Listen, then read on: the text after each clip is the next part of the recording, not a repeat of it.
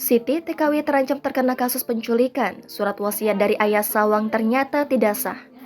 Isi surat wasiat dari majikan untuk Siti Aisyah, mantan TKI di Taiwan ternyata bukan warisan. Surat wasiat dari ayah Sia Huang atau Sawang ini ternyata juga tak berlaku di Taiwan.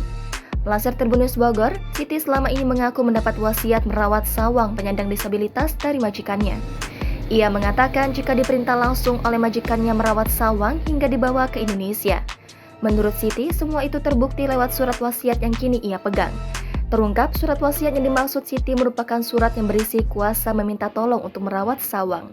Namun ternyata, surat wasiat dari majikan ini tidak sah menurut peraturan pemerintah Taiwan.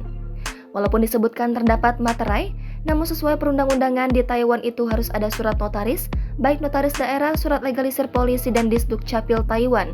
Akan tetapi, 3 surat ini tidak ada. Ayah Sawang atau majikan Siti hanya menitipkan anaknya dengan bukti berupa surat wasiat dan ucapan.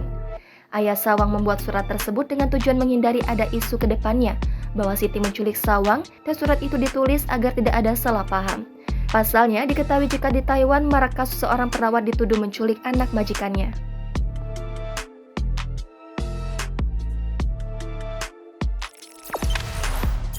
Jangan lupa subscribe, share, komen, dan like ya.